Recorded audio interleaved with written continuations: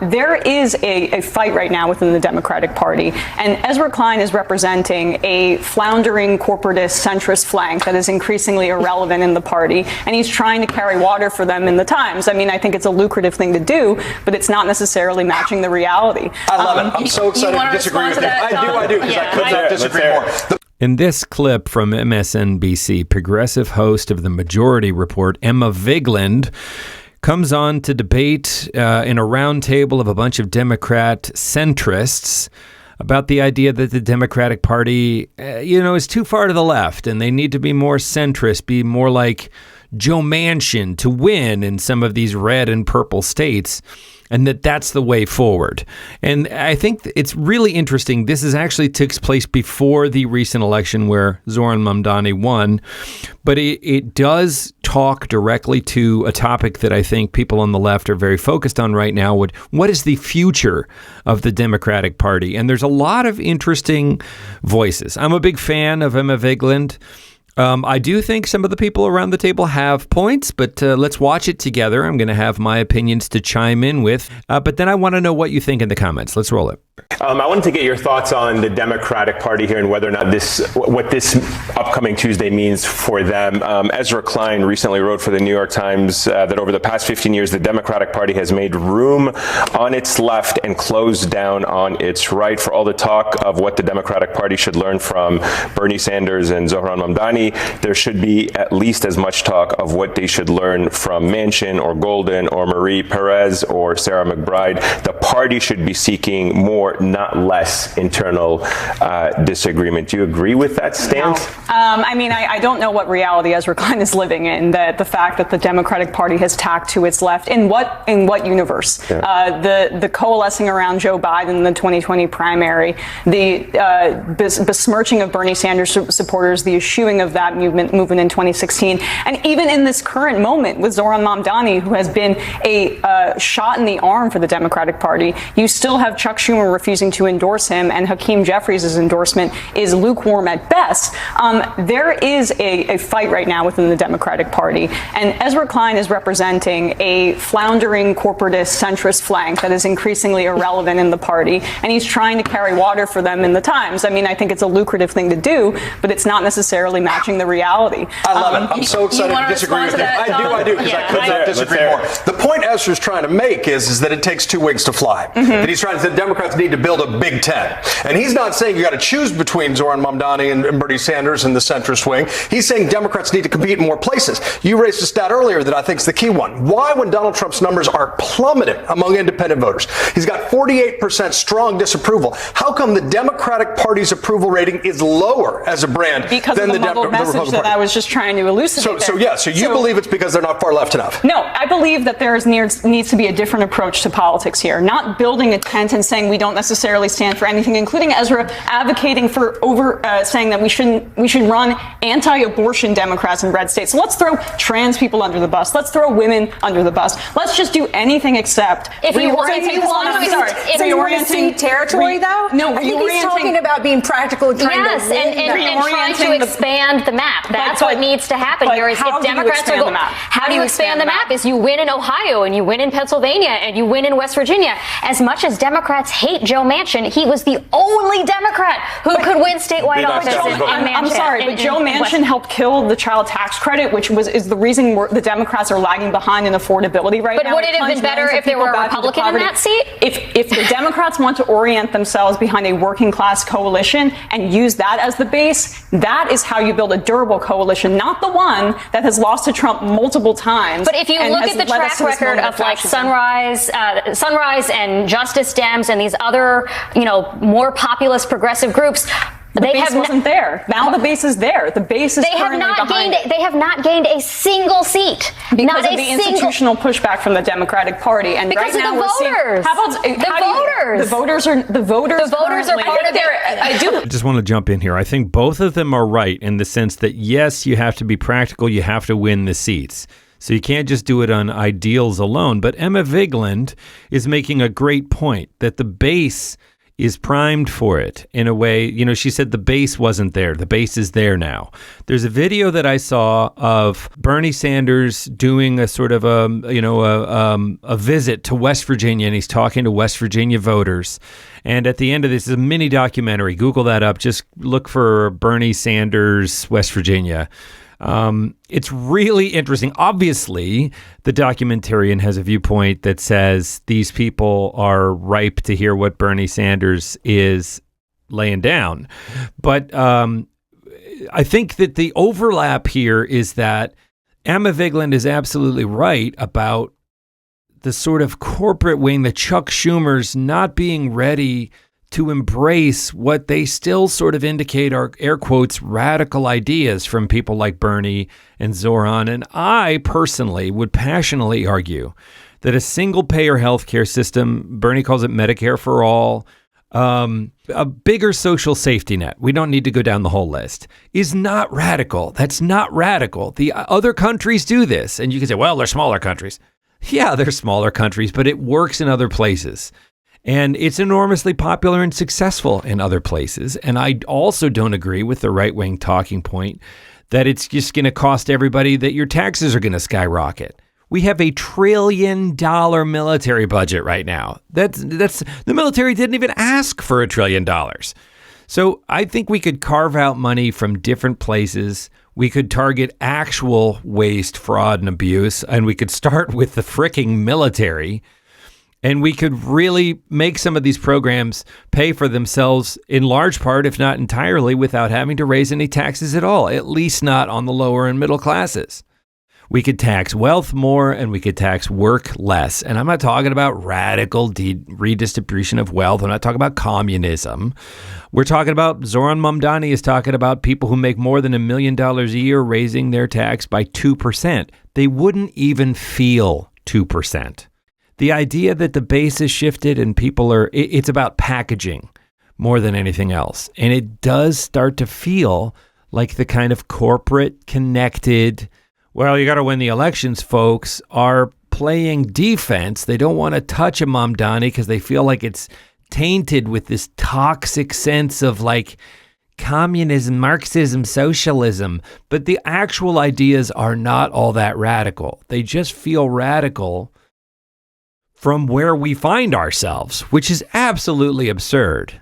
To be simultaneously called the wealthiest country in the world and then to be looking at where we fall on these other metrics like healthcare. It's absurd. These aren't radical ideas. And I think if Bernie Sanders, I mean, if a lot of things, but if Bernie Sanders ran for office in West Virginia with the message he's selling, he'd have won. If it had been Bernie Sanders versus Donald Trump in 2016, Bernie would have won. To Emma's point, I do think that there is, when you're just looking top down from the most powerful figures in the Democratic Party establishment, there is a pattern of them being much more accepting of the rightward flank than the left side of the flank. I do think we're seeing that. I mean I think we have some sounds. Hillary Clinton was just asked about Mamdani, who is, by every poll, still in a double-digit lead, very likely to become the mayor. In New York City. Hold on. Let's take a listen to the sound that we have of Hillary Clinton, and then I want both of you to respond on the other side.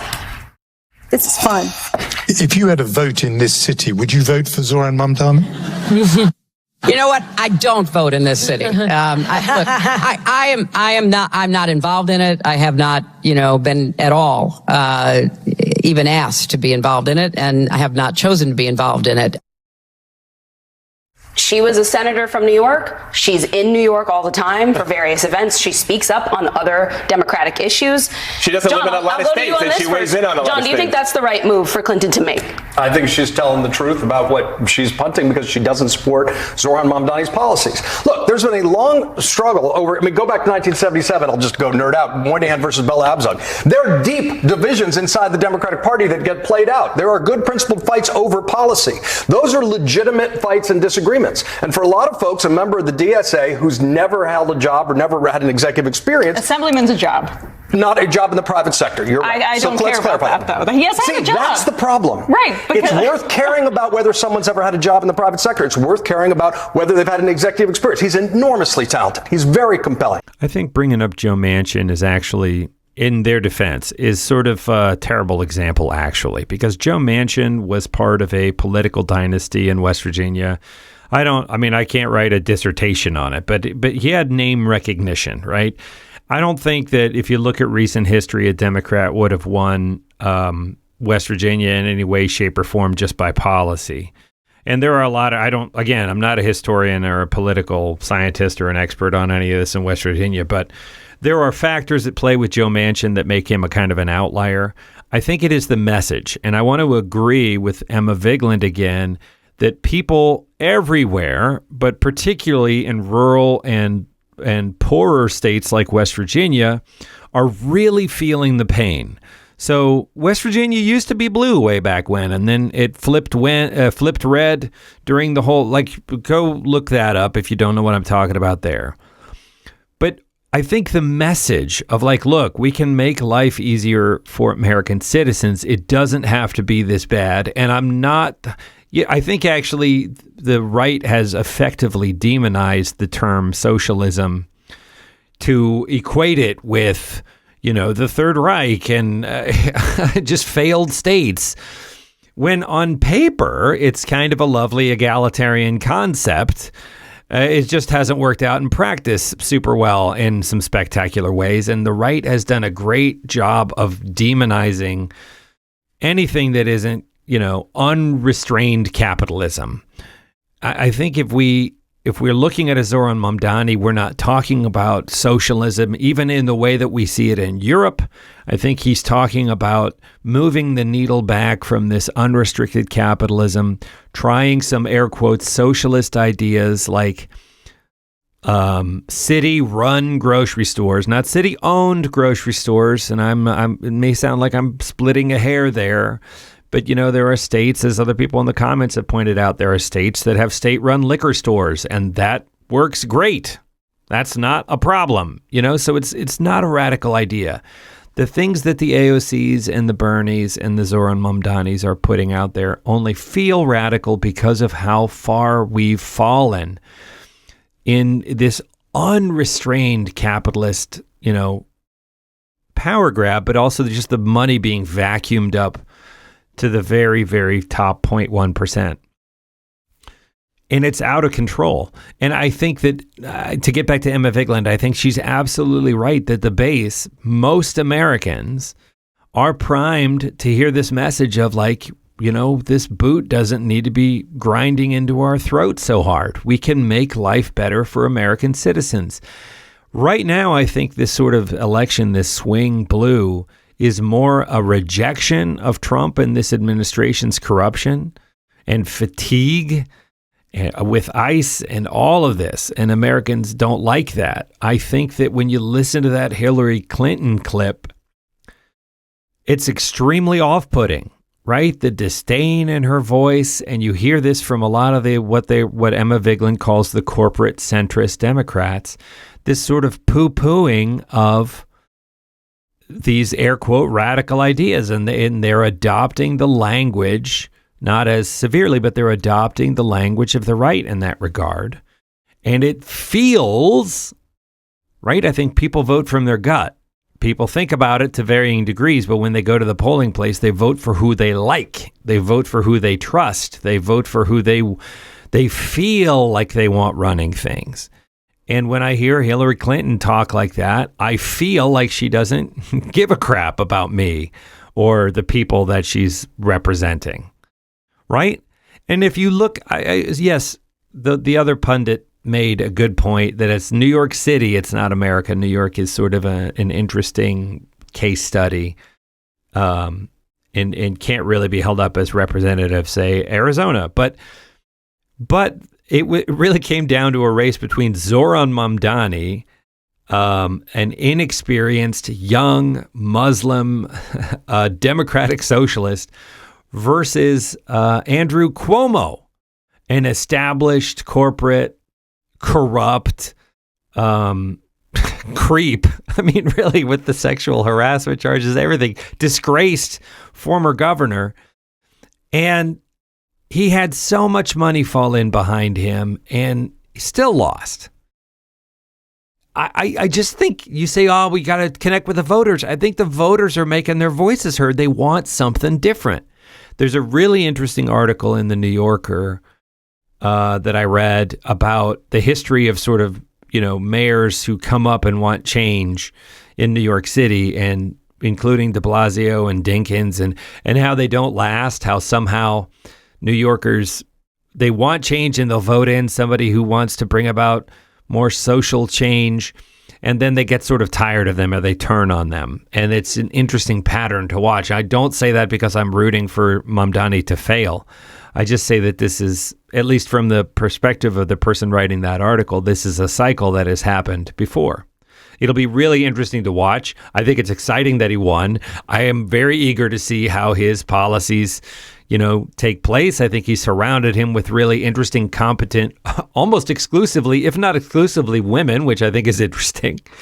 And, when he ran, he smiled a lot in what felt like a sincere way, and that's a mechanical, simple thing, but I think it connects with voters. He stuck to his point of affordability, which I think resonated with voters in New York and will resonate with people all across the United States. And I think he's proposing things that are aimed at actually helping people on the ground. And it is the people on the ground that are going to make the difference, regardless of how much the billionaire and millionaire class pour into these elections. It is the people on the ground that actually vote. And it has gotten painful down on the ground. If you're not feeling it, I congratulate you. I personally am not suffering from it as acutely as I see others doing, but I definitely am feeling it. I don't think that we can read this blue wave, if we want to call it that, in these recent elections as a swing towards Democratic support, because it's still the Chuck Schumers and the Hillary Clintons that are perceived as steering the Democratic Party, right? So while I agree with the centrists on this panel that, you need to win elections, I agree more so with Emma Vigeland that the way to do that is not by steering more towards the center. The policy, when it's connected to the corporate money, feels corrupt, no matter what the policy is. And the way it's presented is this sort of hedging, like, I'm not going to answer the question, I don't vote in this city. The question is really, how do you feel about Zoran Mamdani? And she refuses to answer it. Zoran Mamdani answers questions. He had good discipline. He would steer his answers back to the issue of affordability, which a good candidate needs to do. But the feeling was, you ask him a tough question, he looks you in the eye, and he answers it. And that's how you build a sense of integrity with your voters. Voters have real questions. They want real answers. And they understand that people are going to spin things, but they want to feel like you're answering the question. Zoran Mamdani did that. AOC does that. Bernie Sanders does that. They steer it back to their issues like Mamdani does, but those issues affect working Americans. And I think we're past the point where the culture war stuff has much traction. I think we're past the point where we believe that Donald Trump and this administration are actually working to make lives better for American citizens. I think people hate these pictures of ICE agents in masks grinding people's faces into the cement, and on and on. So I couldn't agree with Emma Vigeland more about that. I think that the base is ready for it, and what they need now is effective messengers, not a backing off on policies and moving more towards the middle. The right has gone, not every Republican is MAGA, but I think that the ones that aren't MAGA have either retired or they're backing away from they've gotten very quiet. So they're effectively voting with MAGA. And I think that has become so extremist to the right that people are rejecting that, and they're looking around so hungry for something that feels like it has integrity and might actually make their lives feel better, that at least in New York City, they are willing to vote for a self-defined socialist, a democratic socialist like Zoran Mamdani. And I think we need that. I think AOC is a great candidate. I think Pete Buttigieg is a smart guy. I wish he came out of the gates with a little more fire. I think we need some of that energy. We need some of that fire. We need Zoran Mamdani's big, bright, consistent, genuine smile that is easy to make fun of and parody, but it's also effective. I mean, it's nice. Compare that to Donald Trump's like scowling frown that we're always seeing from him. People want positivity. We want the sunny side of the street. We want real change. And, you know, I think I'll say it one last time. I agree with Emma Vigeland that the way to do that is not to abandon these air quotes radical left policies, but instead find a new way of messaging that is as sticky as the negativity coming from the right, but is coming with, I think, a more youthful energy and a less stodgy feeling, corporate feeling curse on it. Okay, so I've been talking a lot. This was a short video. Let me know what you think of the comments. There's a lot to touch on here. I'm a big fan of Emma Vigeland in general. Let me know what you think.